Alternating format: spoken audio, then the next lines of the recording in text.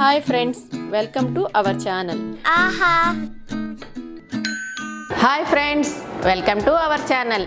ఈరోజు మన ఛానల్లో నేను మీకు అందరి కోసము కట్టె పొంగల్ తయారు చేసి చూపించబోతున్నాను. అయితే చాలామంది కట్టె పొంగల్ని ఎలా చేస్తారంటే వీటితో పాటే అల్లము మిరియాలు అన్నీ వేసి ఉడకపెడతారు. నేను అలా చేయకుండా ఇంకొంచెం వెరైటీ స్టైల్లో చేస్తాను. ముందు వండేసి తర్వాత తాలింపు పెడతాను. నేను ఒకసారి అలా ట్రై చేశానండి. అలా ట్రై చేస్తే ఆ టేస్ట్ కన్నా కూడా మనం ఉడకపెట్టిన తర్వాత తాలింపు వేస్తేనే చాలా అంటే చాలా టేస్టీగా ఉంది. దానికోసం మనం ముందుగా ఒక గ్లాసు బియ్యం తీసుకున్నాము. అదేవిధంగా ఒక గ్లాస్ పెసరపప్పు కూడా తీసుకున్నాము. అయితే ఫ్రెండ్స్, పెసరపప్పు సమానంగా వేస్తారు కొంతమంది పప్పు ఇష్టం లేదనుకున్న వాళ్ళు కొంచెం తగ్గించి వేసుకోవచ్చు.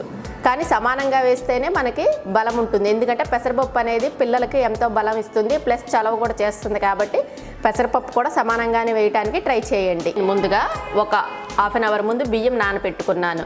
అయితే ఫ్రెండ్స్, బియ్యం ఎందుకు నానబెట్టుకున్నామంటే మనకి ఈ కట్టె పొంగల్కి అనేది రైస్ ఎంత మెత్తగా ఉడికితే అంత టేస్ట్ ఉంటుంది, పలుగ్గా ఉంటే అంత టేస్ట్ ఉండదు. మనకి ఎంత మెత్తగా ఎంత ముద్దలాగా అయితే అంత టేస్ట్ ఉంటుంది. అయితే ఫ్రెండ్స్, చాలామంది కట్టె పొంగల్కి రేషన్ బియ్యంని యూజ్ చేస్తారు. కాకపోతే నేను రేషన్ బియ్యం యూజ్ చేయలేదు, మాది సింగిల్ పాలిష్ బియ్యం అయ్యే యూజ్ చేస్తున్నాను. అందుకని ఒక హాఫ్ అన్ అవర్ ముందు నానబెట్టుకున్నాను. అన్నం పెట్టడానికి ముందే మనకి పెసరపప్పు అనేవి కొంచెం పచ్చి స్మెల్ వస్తాయి కాబట్టి కొంచెం ఫ్రై చేసుకొని ముందుగా నానబెట్టుకున్నటువంటి రైస్లో కలుపుకొని విజిల్ పెట్టుకుందాము. అయితే ఫ్రెండ్స్, మనము ఇది ఒక కప్పు రైస్ ఒక కప్పు పెసరపప్పు ఒక కప్పు తీసుకున్నాం కాబట్టి మొత్తం 2 కప్పులు అయినాయి కాబట్టి 6 కప్స్ దాకా వాటర్ తీసుకోవాలి. ఎందుకంటే చెప్పాను కదా ఫ్రెండ్స్, దీనికి ఎంత మెత్తగా ఉంటే అంత బాగుంటుందని. అందుకని 6 కప్స్ కానీ 7 కప్స్ కానీ వాటర్ తీసుకోండి. మామూలు రైస్కి పెట్టినట్టు 1కి 2 పెట్టొద్దు. ఎందుకంటే మనకి ఇది మెత్తగా కావాలి కాబట్టి ఒక 2 కప్స్ వాటర్ ఎక్కువగానే ఉండాలి. నేను ఈ రెసిపీ వండేటప్పుడు మా ఇంటి పక్కన మ్యారేజ్ జరుగుతుంది, అదే కొంచెం డిస్టర్బెన్స్ వస్తుంది. Sorry for the inconvenience. Stove వెలిగించి కళాయి పెట్టుకొని ముందుగా చూపించినట్టు పెసరపప్పుని కళాయిలో వేయించుకొని కొంచెం ఫ్రై చేసుకుందాము. ఫ్రై చేసుకున్న తర్వాత దీన్ని మనం ముందుగా నానబెట్టినట్టు రైస్లో కలుపుకొని కుక్కర్లో పెట్టుకొని ఒక 3-4 విజిల్స్ వచ్చే వరకు ఉడకనిద్దాము. అయితే ఫ్రెండ్స్, దీనికి నెయ్యి అనేది కొంచెం ఎక్కువగానే ఉండాలి. తాలింపుకి మనకి నెయ్యి అంత టేస్ట్ ఉంటే అంత బాగుంటుంది. నెయ్యి లేని వాళ్ళు కొంచెం ఆయిల్ కొంచెం నెయ్యి కూడా వేసుకోవచ్చు. కాకపోతే నెయ్యి పెసరపప్పు పెట్టడం వల్ల ఏంటంటే పిల్లలకి చాలా బలం ఉంటుంది. మిరియాలు అల్లం అనేది డైజెషన్కి బాగా యూజ్ అవుతుంది కాబట్టి పిల్లలకి వీక్లీ 1 టైం పెట్టండి కంపల్సరీ. పెసరపప్పు వేగుతుంటుంటే మంచి స్మెల్ వస్తుంది. ఆ స్మెల్ వచ్చినప్పుడు ఆఫ్ చేస్తే సరిపోతుంది.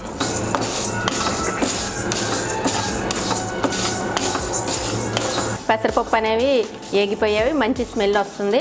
స్టవ్ ఆఫ్ చేసేసుకొని మనం ముందుగా నానబెట్టుకున్నటువంటి రైస్లో కలుపుకుందాము. ఇదిగో ఫ్రెండ్, మనం ముందుగా నానబెట్టుకున్నాం కదా రైస్, ఆ రైస్లో నేను పెసరపప్పు అనేవి కలుపుకున్నాను. కలిపేసిన తర్వాత ఒకసారి కలపెట్టుకుందాము. కలపెట్టుకొని విజిల్ పెట్టుకుందాం. అయితే ఫ్రెండ్స్, నేను ముందుగా చెప్పినట్టు వాటర్ కంటెస్టెడ్ కొలత మాత్రం మర్చిపోకండి ఫ్రెండ్స్. ఎందుకంటే ఇది మనకి ఎంత మెత్తగా ఉంటే అంత బాగుంటుంది. స్టోర్ బియ్యం చాలామంది ఎందుకు యూజ్ చేస్తారంటే ఫ్రెండ్స్, మనకి స్టోర్ బియ్యం అనేది కొంచెం సంకట్లాగా అవుతుంది కదా రైసు, అందుకని చెప్పేసి మనకి స్టోర్ బియ్యం అనేది యూజ్ చేస్తారు. మేము స్టోర్ బియ్యం తినలేమనుకున్న వాళ్ళు మామూలు బియ్యం పెట్టుకొని కాకపోతే 1కి 4 గ్లాసులు 3.5 గ్లాసులు అలా ఎసురు తీసుకోండి. ఇలా కుక్కర్ మూత పెట్టిన తర్వాత స్టవ్ వెలిగించుకుందాము. స్టవ్ వెలిగించుకొని ఒక 4 విజిల్స్ వచ్చే వరకు వెయిట్ చేద్దాం. ఈలోపు మనం దీనికి ఏమేమి కావాలో ఆ ప్రాసెస్ చూసేద్దాం రండి ఫ్రెండ్స్. ఇదిగోండి ఫ్రెండ్స్, మనకి ఈ రైస్ ఉడికిన తర్వాత దాని తాలింపు కోసం అల్లము, పచ్చిమిర్చి, మనకు మెయిన్ కట్టె పొంగల్ అంటే మిరియాలు కదా ఫ్రెండ్స్, అందుకే మిరియాలు. అయితే మిరియాలు పొడిగా వేసుకోవచ్చు.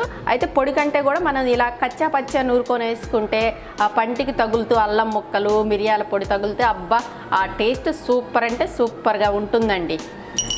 వీటితో పాటు కొంచెం జీలకర్ర, కొంచెం జీడిపప్పు ఆప్షనల్ అండి. ఇష్టం ఉంటే వేసుకోండి, ఇష్టం లేకపోతే వేసుకోవద్దు. కాకపోతే పిల్లలకి బలాన్ని ఇస్తుందని నేను జీడిపప్పు కూడా యాడ్ చేస్తున్నాను. దీని తర్వాత కరివేపాకు, కొత్తిమీర అనేవి కామను.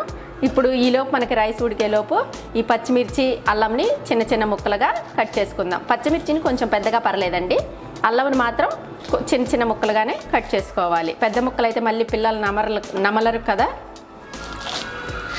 అయితే అల్లం చిన్న చిన్న ముక్కలుగా అయితేనే పిల్లలు నములుతూ ఉంటారు, వాళ్ళ డైజెషన్ కూడా బాగుంటుంది. ఈ వింటర్ సీజన్లో జలుబు, దగ్గు అనేది కూడా రాకుండా ఉంటుంది మిరియాలు, అల్లం పెట్టడం వల్ల.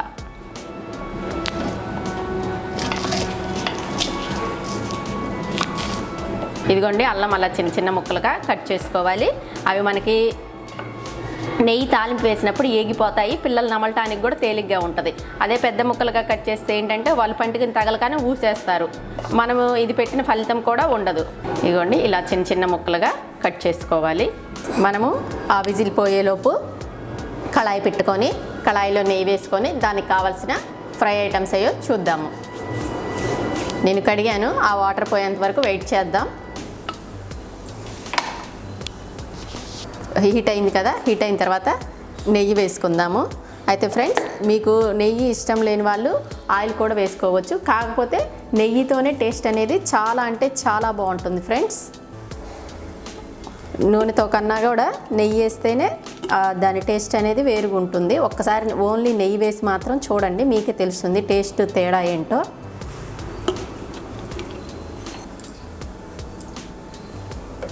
నెయ్యి వేసిన తర్వాత అది కాగేంత వరకు వెయిట్ చేద్దాము. ఒకసారి దీంతో ఇలా కలుపుకుంటే త్వరగా కరిగిపోతుంది.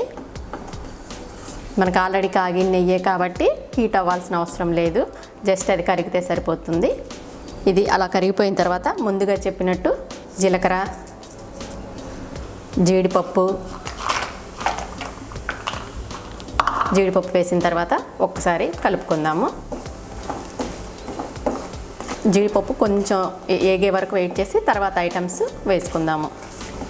మా ఇంటి పక్కన మ్యారేజ్ జరుగుతుందని చెప్పాను కదా, ఇప్పుడే జస్ట్ వాళ్ళు బ్రేక్ ఇచ్చారు, అందుకే కొంచెం సైలెన్స్గా ఉంది. ఇదిగో జీడిపప్పు అనేవి వేగినాయి కదా ఫ్రెండ్స్. జీడిపప్పు వేగిన తర్వాత మనం ముందుగా కట్ చేసి పెట్టుకున్నటువంటి అల్లం ముక్కలు చూసారా ఫ్రెండ్, ఎంత మంచి స్మెల్ వస్తుందంటే అంత మంచి స్మెల్ వస్తుంది. అయిపోయిన తర్వాత పచ్చిమిర్చి, అల్లం ముక్కలు కూడా వేసుకున్న తర్వాత ఒక్కసారి కలుపుకుందాము. చూసారు కదండి, ఎంత మంచి స్మెల్ అంటే అంత మంచి స్మెల్ వస్తుంది. మనకు ఆ అల్లం ముక్కలు అవి నెయ్యిలో వేగిపోయి, మామూలుగానే మనకు అల్లం వేగుతుంటే మంచి స్మెల్ వస్తుంది, అది ఇంకా ఇప్పుడు నెయ్యితో కదా ఇంకా మంచి స్మెల్ వస్తుంది. నూనెలో కన్నా కూడా మీరైతే కంపల్సరీ నూనె వేయకుండా నెయ్యితోనే చేసి పెట్టండి, పిల్లలకి చాలా అంటే చాలా బలం. పెసరపప్పు కూడా పిల్లలకి చాలా బలము. ఇవి వేగిపోయినాయి. వేగిన తర్వాత కొంచెం కరివేపాకు, కొంచెం కొత్తిమీర. నేను మిరియాల పొడి ఎందుకంటే ముందే వేస్తే మనకి కొంచెం మాడుతుంది, అందుకే లాస్ట్లో ఇవన్నీ వేగిన తర్వాత మిరియాల పొడి వేసుకుందాము. వేసుకొని ఇలా కలుపుకుందాము. కలిపిన తర్వాత నేను చెప్పాను కదా ఫ్రెండ్స్, కచ్చా పచ్చాగా దంచుకుంటే మనకి మిరియాలు అనేవి పంటికి తగులుతా చాలా అంటే చాలా టేస్ట్ ఉంటుంది, పిల్లలకు కూడా డైజెషన్ అనేది బాగా ఉంటుంది. ఇదిగో మిరియాల పొడి కూడా చల్లుతున్నాను. ఒకవేళ మాకు అది సరిపోదు అనుకుంటే కొంచెం రైస్లో మనం ఇది కలిపేటప్పుడు కొంచెం మిరియాల పొడి, సాల్ట్ వేసుకోవాలి.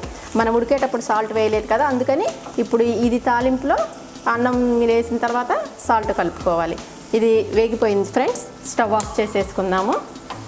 మనం ఇప్పుడు ముందుగా కుక్కర్ పెట్టినటువంటి రైస్ని 4 విజిల్స్ వచ్చిన తర్వాత తీసాను ఫ్రెండ్స్. ఇంకా విజిల్ ఉంది ఫ్రెండ్స్, మనకి విజిల్ పోయింది చూసారు కదా. ఒక్కసారి మనం దీన్ని గరిట పెట్టి తిప్పుకుందాము.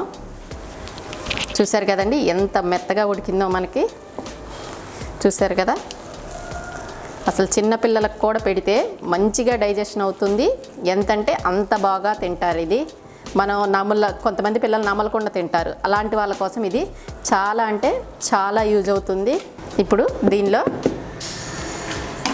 మనము టేస్ట్కి తగ్గట్టు సాల్ట్ వేసుకుందాము.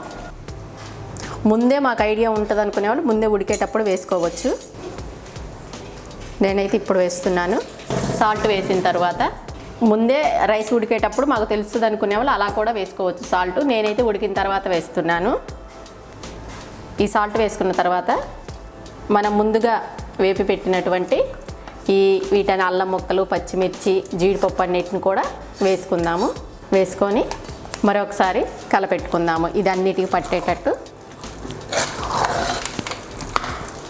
కలబెట్టుకుందాము. చూసారా ఫ్రెండ్స్, చూస్తుంటేనే నోరు ఊరిపోతుంది, అంత మంచి స్మెల్ వస్తుంది.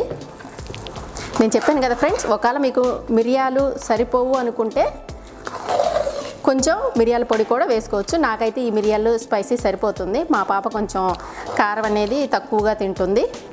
మనకి అల్లం ఉంది, ఆల్రెడీ పచ్చిమిర్చి ఉన్నాయి కాబట్టి ఇది సరిపోతుంది.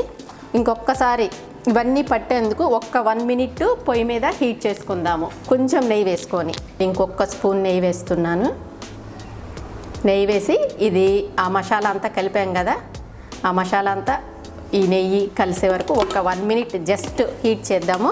హీట్ చేసిన తర్వాత దీన్ని మనం సర్వింగ్ బౌల్లోకి సర్వ్ చేసుకుందాము.